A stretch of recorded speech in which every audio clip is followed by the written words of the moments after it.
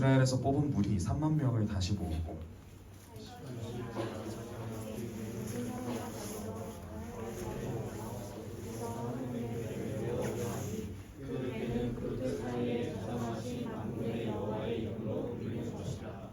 그들이 하나님의 궤를 새 수레에 싣고 산에 있는 아비나답의 집에서 나오는데 아비나답의 아들 우사와 아요가 그 새 수레를 모니라. 그들이 산에 있는 아비나답의 집에서 하나님의 궤를 싣고 나오되 아요는 궤 앞에서 가고 다윗과 이스라엘 온 족속은 잣나무로 만든 여러 가지 악기와 수금과 비파와 소고와 양금과 제금으로 여호와 앞에서 연주하더라. 그들이 나곤의 타작마당에 이르러서는 소들이 됨으로 우사가 손을 들어 하나님의 궤를 붙들었더니 여호와 하나님이 우사가 잘못함으로 말미암아 진노하사 그를 그곳에서 치시니 그가 거기 하나님의 궤 곁에서 죽으니라. 여호와께서 우사를 치심으로 다윗이 분하여 그곳을 베레스 우사라 부르니 그 이름이 오늘까지 이르니라. 다윗이 그날에 여호와를 두려워하여 이르되 여호와의 궤가 어찌 내게 오리요 하고 다윗이 여호와의 궤를 옮겨 다윗성 자기에게로 메어가기를 즐겨하지 아니하고 가드 사람 오베데돔의 집으로 메어간지라. 여호와의 궤가 가드 사람 오베데돔의 집에 석 달을 있었는데 여호와께서 오베데돔과 그의 온 집에 복을 주시니라. 어떤 사람이 다윗 왕이 되하여 이르되 여호와께서 하나님의 궤로 말미암아 오베데돔의 집과 그의 모든 소유에 복을 주셨다 한지라. 다윗이 가서 하나님의 궤를 기쁨으로 메고 오베데돔의 집에서 다윗성으로 올라갈세. 여호와의 궤를 맨 사람들이 6걸음을 가매 다윗이 소와 살새 송아지로 제사를 드리고 함께 읽겠습니다. 다윗이 여호와 앞에서 힘을 다하여 춤을 추었는데 그때 다윗이 궤의 옷을 입었다. 아멘. 기도하겠습니다. 사랑이 되시는 하나님 아버지 감사드립니다. 오늘도 우리에게 주일이란 하루를 허락하시고 예배라는 선물을 주심에 감사드립니다. 주님, 우리가 이 시간 드리는 이 예배가 결코 당연하지 않음을 알게 하시며 나를 향한 예배 아닌 오직 주님의 크신 영광과 다함이 없는 그 사랑만을 높이며 예배하도록 우리를 도와주시옵소서. 우리의 연약함을 주님 앞에 이 시간 내려놓습니다. 주여 이끄시고 붙들어 주시옵소서. 이제 말씀을 향해 이 시간 우리의 순간과 마음을 다 내어드립니다. 진리의 말씀이 이 시간 선포되게 하시고 허락하신 말씀의 한 자락이라도 살아내기 위해 피 흘리기까지 분주하는 우리 의정부 소망교회 청년 공동체가 되게 하여 주시옵소서. 이 모든 것 우리 구주 예수 그리스도의 이름으로 합심하여 기도드립니다. 하나님은 여러분을 일으키십니다. 예수님은 우리 다윗 목사님 말처럼 여러분 정말 특별히 사랑하십니다. 성령님과 함께 동행하며 주저앉은 이들을 일으키고 또한 사랑하는 그런 하루를, 그런 삶을 살아내시기를 간절히 소망합니다. 오늘은 두 얼굴의 예배자라는 제목으로 하나님의 말씀을 함께 나누려고 합니다. 여러분, 우리는 바로 지난주에 사무엘상 17장의 말씀을 가지고 교회 다니지 않는 사람들도 알고 있다는 다윗과 골리앗의 이야기를 통해 다윗이라는 인물을 통해 역사하신 그 하나님을 만났습니다. 오늘은 그 이후의 이야기인 사무엘상 6장의 말씀을 가지고 어린 소년이었던 다윗이 통일 이스라엘의 왕국의 왕이 되고 나서의 이야기를 다루고 있습니다. 여러분도 아시겠지만 다윗은 오랜 기간 자신을 끈질기게 죽이려고 했던 사울 왕이 죽고 나서 비로소 이스라엘의 왕이 되었습니다. 앞선 5장 4절의 말씀을 제가 보니까 그의 나이 30살에 통일 이스라엘의 왕국이 되어 40년 동안 왕으로서 다스렸다고 성경은 기록하고 있습니다. 여러분, 근데 솔직히 다윗이라는 이 인물이 이스라엘 가운데서 어느 정도 위인인지 직감적으로 체감이 안 되는 것이 사실입니다. 그래서 제가 대한민국을 기준으로 그 위엄과 파급력을 어떻게 치환할까 하면서 제가 고민을 좀 하다가 아주 탁월한 내성이 떠올랐습니다. 여러분, 세종대왕 아시죠? 한글을 만들고 여러 가지 과학기구 및 우리나라의 절기에 기틀을 놓아서 많은 백성들을 이롭게 했던 그 세종대왕 플러스 모두가 불가능하다고 여겼던 혀를 끌끌 찼던 말도 안 되는 전쟁들을 승리로 이끌었던 그 승리의 주인공인 충무공 이순신 장군을 합치면 아마 우리나라 기준으로 다윗이라는 인물이 가지는 위엄을 좀 체감할 수 있을 것 같습니다. 우리 잠시 사진 하나 볼까요? 네. 이거 뭐죠? 네, 태극기. 우리나라의 국기인 태극기죠. 다음 사진이요. 그럼 이건 뭘까요? 이스라엘 국기. 여기까지 맞아요. 이거 이름 아시는 분? 전 이거 이름을 알아요. 이스라엘 국기가 이름은 아니겠죠? 이 이스라엘 국기의 이름은요 마겐 다비드라고 합니다. 번역하면 다윗의 방패라는 뜻인데요. 중간에 있는 이 육방성은 다윗을 상징하는 다윗의 별이고 나머지 파란색과 하얀색은 이스라엘 민족들이 기도할 때 뒤집어 쓰는 탈리트라는 보자기를 상징한다고 합니다. 기도하는 자였던 그리고 동시에 위대한 자였던 다윗이 이스라엘이라는 나라를 대표하는 국기로 이렇게 자리 잡고 있는 걸 보면 이처럼 한 나라를 상징하는 국기까지도 다윗 흔적들로 가득한 걸 보면 다윗은 어쩌면 지금 우리가 상상하고 있는 것보다 그 이상의 의미를 가진 사람인지도 모르겠습니다. 오늘 그런 그가 하나님께 왕이 되고 나서 행한 공식적인 첫 업적이 바로 하나님을 상징하는 언약궤를 회수하기 위해서 예배를 드리는 장면을 우리는 함께 살펴보기를 원합니다. 본문 1절부터 5절의 말씀을 여러분만 읽어주시면 감사하겠습니다. 시작. 당시 이스라엘에서 뽑은 의인 한 명을 가지고 다시 일어나 자기와 함께 있는 모든 사람과 더불어 바알 이근에 가서 거기서 하나님의 궤를 배워오려 하니 그 궤는 그들 사이에 저장하신 만군의 여호와의 이름으로 불리는 것이라. 그들이 하나님의 궤를 세스에 싣고 산에 있는 아비나답의 집에서 나오는데 아비나답의 아들 스사와 아유가 그 세스를 보니라. 그들이 산에 있는 아비나답의 집에서 하나님의 궤를 싣고 나올 때 아유는 궤 앞에서 가고 하이카 이스라엘 온 족속은 잣나무로 만든 여러 가지 악기와 수금과 비파와 소와 양금과 세금으로 여호와 앞에서 연주하라. 아멘. 감사합니다. 1절에서부터 5절까지의 말씀은요 다윗이 어떻게 예비를 준비하였는지 우리에게 크게 세 가지의 정보를 지금 주고 있습니다. 첫째, 3만 명의 예배자. 1절의 말씀에 이스라엘 무리에서 뽑은 3만 명을 다시 모았다고 말하고 있는데 여러분 혹시 여러분이 경험해본 사람들이 가장 많이 모여있는 순간은 무엇입니까? 제가 약 한 10,000명 정도 이렇게 함께 모여서 예배를 드리고 수련회를 가지는 전교인 수련회를 이렇게 경험해 본 적이 있는데요. 사람이 10,000명 정도만 모여도요 그 규모가 정말 어마어마합니다. 사실 우리가 지금 살아가고 있는 이 현대에도 10,000명 정도의 사람이 모이면요 그 규모와 인파 앞에 놀라기 마련인데 여기서 더 놀라운 것은 고대 사회였던 당시에 3만 명의 사람을 성경의 표현에 빌려서 말하자면 뽑았다는 것은요 쉽게 표현하자면 3만 명을요 한 번의 예배를 드리기 위해서 오디션을 봐가지고 선별했다고 볼 수 있습니다. 지금 다윗이 다스리는 이스라엘이 당시 얼마나 강대국이며 3만 명을 뽑았다고 했잖아요. 그럼 3만 명 이상의 백성들이 그 성 안에 살았다는 뜻이겠죠. 왕이었던 그가 이 예배에 얼마나 진심인지를 알 수 있게끔 합니다. 둘째, 3절의 말씀을 보면 그들이 하나님의 궤를 새 수레에 싣고라고 말하는데 지금 다윗이 하나님의 궤를 모시기 위해서 쉽게 말하면 요즘 고급 외제 리무진을 새로 하나 만들었다고 보면 됩니다. 하나님을 위한 그 위엄과 영광에 걸맞게 새 수레를 지어서 그곳에 이렇게 언약궤를 실었습니다. 마지막으로 셋째, 다윗과 이스라엘 온 족속은 잣나무로 만든 여러 가지 악기와 수금과 비파와 소고와 양금과 재금으로 여호와 앞에서 연주하더라. 당시 최고급 악기 재료인 잣나무를 가지고 만든 허름하고 너무 안 좋은 악기가 아니라요 최고급 악기까지 마련해가지고 지금 하나님 앞에서 연주했다고 성경은 기록하고 있습니다. 어마어마하죠. 이걸 제가 현대의 가치로 좀 대략 환산을 해보니까 약 25억에서 한 30억 정도의 돈이 들었다고 하더라고요. 예배 한 번에 30억을 지금 다윗은 쓰고 있는 겁니다. 다윗이 아마 정말 잘 나가기는 잘 나간다고 합니다. 그런데 여기서 아주 심각한 문제가 하나 발생하게 되는데요. 6절에서 8절의 말씀을 제가 읽겠습니다.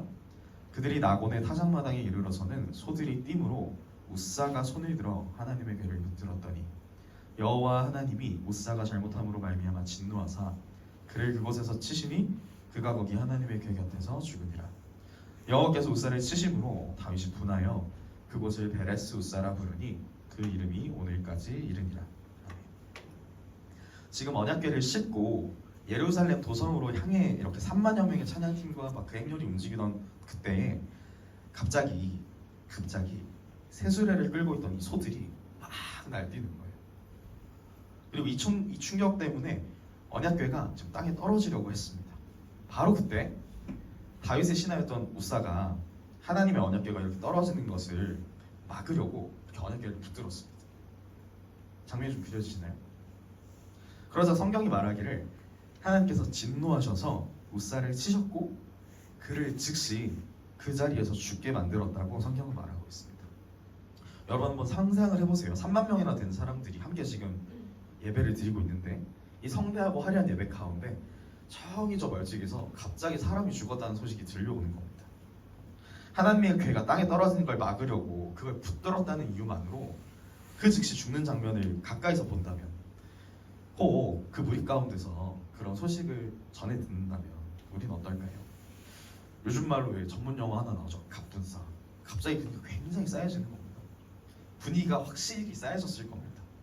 자, 여러분께 묻고 싶습니다. 우리 영준 형제님 어디 계시지? 네네. 안녕하세요. 영준 형제님 당시에 영준 형제님께서 술을 이렇게 끌다가 소가 막 날뛰니다. 갑자기 이제 언약궤가 막 떨어질랑 말랑해요. 그럼 영준 형제님 어떻게 대처하시겠어요? 잡아야죠. 잡으실 거예요? 잡으실 거예요? 오케이. 우리 바로 옆에 은주자매님 마찬가지고 언약궤가 떨어지려고 합니다. 어떻게 하시겠어요? 소를 멈춰. 네? 멈춰요. 소를 멈춰? 소가 사람 말을 알아듣나요? 오, 멈춰 이렇게. 왜요? 네. 사실 저라도 붙들 것 같아요. 아마 속으로는 이렇게 말할 것 같습니다. 아니 언약궤가 이렇게 떨어지면 난 해고다. 왕께서 지금 결코 그냥 넘어가야 될 일이 결코 그냥 넘어가지 않으실 거다. 어쩌면 이랬을지도 모르겠습니다. 아니 하나님의 언약궤가 지금 떨어지려고 한다니 절대 안 된다 이런 마음으로요. 저도 두 손을 이렇게 내어다가 붙들었을 것 같습니다. 어쩌면 우사는요 이런 마음으로 하나님의 언약궤를 붙들었을지도 모르겠습니다. 하지만 여러분도 읽으셨다시피 그 결과는 참혹했죠. 하나님께서 우사를 죽이신 이유를 잠시 살펴볼 텐데요. 우리 다 함께 사진 한번 볼까요? 네. 혹시 이거 뭔지 아시는 분? 지성소. 지성소? 땡. 네, 뭐라고요? 크게. 성막. 예전에 정답. 요건 성막입니다. 성막. 정답이네요. 잘하시네요. 지금 여러분이 보고 계신 건요. 출애굽 당시에 이스라엘 백성들이 하나님의 명령을 받아서 그 명령을 따라서 지었던 성막입니다. 지금 요 사진으로만 보면 뭐가 뭔지 알아보기가 좀 힘들죠? 네, 다음 사진이요. 네. 요게 이 성막의 평면도입니다. 보이시나요? 글씨가 잘? 제가 읽어드릴게요. 요만큼이 다 성막인데 요 성막 안에 입구로 들어가면 번제단이 나오고 번제단에 지난 물두멍이 나오고 여기 이렇게 성전 뜰이 있고요. 아까 우리 영준 형제님이 알려주신 바로 요 부분이 성소인데 요 안에서도 바로 요 앞부분 여기를 지성소라고 부릅니다. 평소에는요 제사장을 비롯한 대제사장까지만 이 성소에 출입이 가능했습니다. 성소까지 출입이 가능했어요. 성소 안쪽 지성소를 앞둔 바로 여기 언약궤가 있는 이 앞에 여기 이렇게 선 하나 그려진 거 보이세요? 이게 성막이거든요. 그 하나님의 언약궤가 거룩했기 때문에 그 거룩한 성막 사이에 언약궤가 이렇게 보관이 되었던 거죠. 이곳은요 1년에 단 한 번 대속제일에 대제사장인 아론만이 출입이 가능했습니다. 근데 그마저도요 온갖 정결 예식을 이렇게 다 완료하고서 목숨을 걸고서 들어가야 했던 장소이기 때문에 하나님의 언약궤가 그렇게 보관되었던 것이죠. 레위기 16장 17절인데요. 제가 읽겠습니다. 그가 지성소에 속죄하러 들어가서 자기와 그의 집안과 이스라엘 온 회중을 위하여 속죄하고 나오기까지는 누구든지 회막에 있지 못할 것이며. 여러분 하나님은요 절대적으로 압도적으로 거룩하시기 때문에 죄인인 인간이 아무런 속죄함 없이 하나님 앞에 나아가면요 하나님의 의지와는 상관없이 죄인된 인간은 죽습니다. 하나님이 원하시지 않아도 하나님이 가지신 그 절대적이고 압도적인 거룩함 때문에 죄인인 인간이 죄사함 없이 하나님께 이렇게 나아가잖아요. 그 즉시 죽습니다. 이걸 하나님이 가지신 거룩한 돌격성이라고 말하는데 이 속성 때문에 하나님께서는 죄의 경중이 아니라 죄의 유무에 따라서 죄인인 인간을 아무 속죄의 과정 없이 하나님을 대면하게 되면 죽이시는 겁니다. 또한 이들은 어긋난 문법 방법을 사용했는데요. 출애굽기 25장 14절에서 15절입니다. 우리 함께 읽겠습니다. 시작. 그 채를 그의 양쪽 고리에 꿰어서 궤를 매게 하며 채를 그의 고리에 꿰는 대로 두고 빼내지 말지며. 아멘. 우리 사진 하나 더 볼까요? 네, 요거 이름 뭐게요? 언약? 언약궤인데요. 우리가 방금 읽은 그 고리라는 건 여기 고리들이 이렇게 사방으로 있습니다. 그리고 나무채를 이렇게 끼워가지고요. 사람이 직접적으로 이 언약궤에 손을 대지 않더라도 이렇게 어깨에 메고 운반이 가능하게 했습니다. 이 언약궤에는 이렇게 겉이 금빛이라 뭐 순금으로 만든 것 같겠지만 사실 제작할 때는 나무로 만들고 그 겉에 순금을 이렇게 둘러가지고 도금해서 만든 박스의 형태인데요. 이 안에는 하나님과의 언약과 하나님의 동행하심을 상징하는 아론의 쌍난 지팡이와 만날에 담았던 항아리 그리고 십계명이 기록된 두 돌판이 담겨져 있었습니다. 다음 사진도 한번 보여주시겠어요? 네, 요게 운반 방법의 정석입니다. 이렇게 4명의 제사장들이 서고 이거 잡기 전에도 이제 정결의식을 행하고 이렇게 옷을 제의를 갖춰 입고 어깨에 들러매고 가야 하는 것이죠. 이것이 하나님께서 명령하신 정석이었습니다. 우사는 이 정석을 지키지 못해서 그렇게 죽었습니다. 언약궤가 보관되어 있는 지성소에 들어갈 때도 여간 까다로운 게 아닌데 감히 하나님을 상징하는 언약궤에다가 직접 이렇게 손을 대서 붙들었으니 뭐 말 다 한 거죠. 그리고 이 모든 광경을 지켜본 다윗이 이렇게 반응합니다. 8절의 상반절 말씀인데요. 제가 읽어드릴게요. 여호와께서 우사를 치심으로 다윗이 분하여. 영어 성경에서는 이 문장을 이렇게 기록하고 있습니다. David was displeased. 여기서 displeased는 불쾌함을 드러내는 단어입니다. 불쾌함을 상징하는 단어인데요. 이 성경 본문을 제가 히브리어 원문으로 살펴보니까 되게 재밌는 걸 발견했습니다. 이 표현을 다윗이 앞서서 사용한 적이 있는데 그것은 바로 우리가 지난주에 살펴본 다윗이 골리앗을 대적했을 때 하나님의 군대를 모욕하고 주님의 이름을 모욕하던 골리앗을 바라보며 사용된 히브리어 하라와 동일한 단어입니다.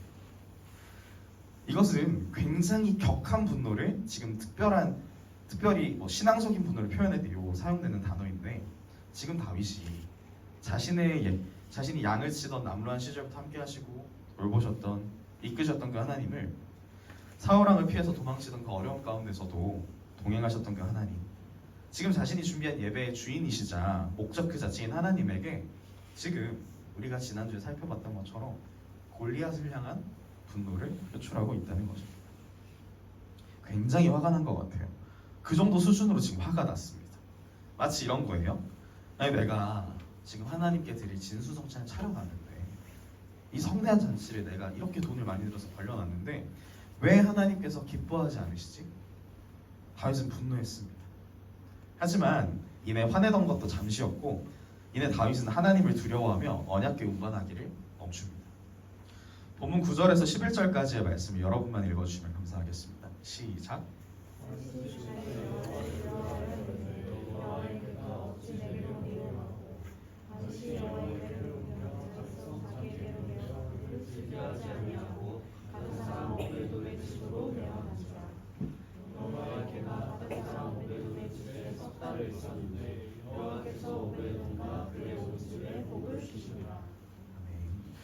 다윗이 타오르는 분노를 그치고 언약궤를 다시 오베데돔이라는 사람의 집에 보관하게 됩니다.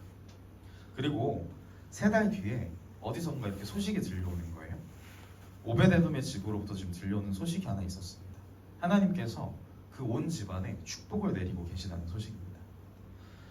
제가 이 성경을 읽고 어제 설교를 준비하면서 감히 상상해 보건데 아마 다윗은 반성을 잘했던 다윗은 3개월이라는 시간 동안 자신이 가진 능력과 돈을 쏟아부어서 당시 예배와 관련된 전문가들을 전국에서 끌어모았을 겁니다. 그리고 그는 이전과는 다른 예배를 주님 앞에 다시 드리기 시작합니다. 우리 함께 12절부터 14절의 말씀을 읽겠습니다. 시작. 어떤 사람이 다윗 왕에게 아뢰어 이르되 여호와께서 하나님의 궤로 말미암아 오베데돔의 집과 그의 모든 소유에 복을 주셨다 한지라. 다윗이 가서 하나님의 궤를 기쁨으로 메고 오베데돔의 집에서 다윗성으로 올라가있으되 여호와의 궤를 맨 사람들이 6걸음을 가매 다윗이 소와 살진 송아지로 제사를 드리고 다윗이 여호와 앞에서 힘을 다하여 춤을 추는데 그때 다윗이 배의 옷을 입었더라. 아멘. 오베데돔의 집 소식을 들었던 다윗은요, 하나님의 분노가 그치고 다시 한 번 더 예배할 기회가 찾아왔음을 알아차렸습니다. 그리고 이번에는 이전과는 다른 방법으로, 다른 예배로 언약궤 운반하기를 시작했습니다. 26절 하반절을 보니까요, 이렇게 기록이 되어 있어요. 다윗이 가서 하나님의 궤를 기쁨으로 메고 오베데돔의 집에서 다윗성으로 올라가 있어요. 이번에는요, 새 수레가 아닌 하나님께서 원래 명령하신 방법대로 언약궤를 운반했습니다. 거기서 그치지 않고요, 다윗은 6걸음마다 소와 살진 송아지로 제사를 드렸다고 오늘 성경은 기록하고 있습니다. 제가 설교를 준비하면서 두 번째 이 예배에 소모된 비용이 어느 정도인지 이게 좀 궁금해가지고 제 부족한 수학 실력을 이렇게 잘 갖고가지고 나름 계산을 해봤거든요. 오베데돔의 집에서 예루살렘 성까지의 거리를 학자들이 평균 차이가 있긴 하지만 약 한 15km 정도로 계산을 합니다. 이 거리를 사람의 걸음으로 환산하면 약 21,429걸음이 나오고요. 이 걸음의 수를 6으로 나누면 6걸음마다 제사 드린 횟수는 약 3,572번. 3,572번의 제사가 드려지는 동안 사용된 가축의 수는 황소 3,572마리, 송아지 3,572마리, 합쳐서 약 7,144마리입니다. 지금 효석 형님 계산하고 계신 것 같은데 이렇게 그 제물의 비용을 합치면 1,050만 원이라는 비용이 나오죠. 여기에 제사 횟수를 곱하면 제사에 들어간 비용 총 375억 원이 나옵니다. 이게 지금 2025년 한국을 기준으로 살진 황소와 송아지의 가격을 기준으로 했을 때 약 375억이라는 천문학적인 액수가 나옵니다. 어마어마하죠. 다윗이 이번 예배에서는 자신의 의나 힘을 드러내는 그 화려한 허례식들을 다 걷어버리고 하나님께서 명령하셨던 그 언약궤를 명령하신 방법대로 옮기고 있습니다. 그렇게 하나님께서 명령하신 그 명령 앞에 순종함으로 다윗은 자신이 드릴 수 있는 최상의 예배와 순종을 통해 언약궤를 지금 자신의 성으로 이렇게 이끌어왔습니다. 약 375억 원이라는 이 천문학적인 금전적 값어치는 단순히 금전적인 희생을 넘어서 하나님을 향한 이 모든 것을 가능하도록 왕의 자리까지 이끄신 그 하나님을 향한 다윗의 경외심과 헌신을 나타냅니다. 이제 말씀을 맺으려고 하는데요. 오늘 다윗은 두 가지의 예배를 우리에게 보여줍니다.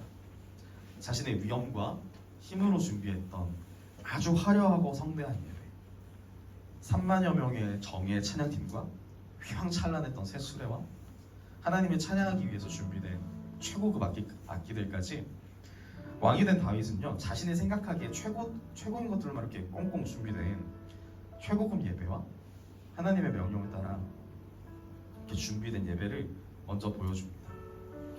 그리고 이후에는 그 모든 화려한 것들을 내버리고 온전히 하나님의 명령과 하나님께서 어떻게 동행하셨는지 그 근본으로 돌아가서요, 하나님의 입장에서 고민하고 준비한 예배를 하나님 앞에 올려드립니다. 6걸음마다 살진 황소와 송아지를 잡으며 언약궤가 이렇게 지나오는 자리는요, 피로 물들어서 피바다가 되는 그런 예배를 다윗은 드립니다. 우리 오늘 이렇게 두 가지 예배를 살펴봤습니다. 오늘 이 자리에서 2025년 1월 26일 1월의 마지막 예배를 드리는 우리 의정부 소망교회 청년부 예배를 드리는 저와 여러분은 어떠합니까? 혹시 나의 의나 위엄을 드러내기 위한 그런 방법과 마음가짐으로 예배의 자리에 나아오고 있지는 않으십니까? 혹시 나의 감정이나 내 상처나 하나님께 내어 맡겨야 할 그 내 무너짐과 부족함들만을 하나님이 해결해 주세요 하면서 손을 벌리고 그런 것들을 해결받기만 원하는 그 심정과 마음으로 나아오진 않습니까? 주님의 필요를 구하는 얼굴이 아니라 나를 바라보고 있는 나만을 향한 그 얼굴의 방향성을 가지고 예배의 자리에 나오진 않았습니까? 여러분, 우리가 예배하는 하나님은요, 죄인이 우리를 예배할 수 있도록 먼저 섬기시고 봉사하십니다. 그래서 우리가 주일에 드리는 이 주일 예배를 영어로 번역하면 Sunday Service라고 해요. 주님께서 우리를 먼저 이렇게 서비스해 주시는 거예요. 그런 주님 앞에 물론 우리가 가진 크고 작은 삶의 문제나 어려움과 문제들을 내어 맡길 수 있죠. 그런데 그 모든 것을 해결하시고 우리들을 이 예배의 자리까지 이끄시면서 이 순간까지 함께 하시는, 지켜주시는 그 하나님을 예배하기는 해야 할 거 아닙니까? 나를 위한, 나에 의한, 나만을 향한, 나에게만 집중된 예배가 아니라 주님에 의한, 오직 주님만을 위한 그런 예배. 성경의 말씀처럼 우리의 신령과 진정으로 전심전력으로 주님을 예배하는 그런 예배. 오직 주님의 이름과 찬란한 그의 영광만이 우뚝 높이 서는 그런 예배. 나의 문제와 상황을 향했던 얼굴과 주님을 향했던 그 두 가지 얼굴이 아니라 죄인인 우리에게 다가오시려고 언약궤가 움직인 그 길을 따라 흘러넘쳤던 피를 바라보며 우리를 사랑하시려고 이 땅 가운데 오셔서 십자가에서 쏟으신 그 물과 보혈의 힘을 경험하고 그 말로는 다 표현하지도 못할 사랑만을 바라보며 오직 주님 한 분만을 향한 얼굴을 가지고 드리는 그런 참된 예배. 이것이 우리를 정말 사랑하셔서, 특별히 사랑하셔서 이 땅에 우리의 삶의 순간 가운데 찾아오신 그분께 돌려야 할, 그분께 드려야 할 합당한 예배인 줄로 저는 믿습니다. 우리 잠시 한 가지의 기도 제목을 놓고 기도할 텐데요. 주님, 우리 안에 있는 예배를 회복시켜 주시옵소서. 예배 같았던, 예배 향만 있는, 예배인 척하는 예배 아니라 주님만을 향한, 주님만을 위한, 주님의 필요와 상황을 먼저 헤아리고 주님께 엽주는 예배, 오직 주님께만 집중된 예배, 나를 위해 이 땅에 오신 그 예수 그리스도 이름만이 나의 삶의 크고 작은 문제들을 이기고 우뚝 서는 그런 예배 드릴 수 있게 해달라고 우리 잠시 기도하면서 나아가겠습니다. 주님,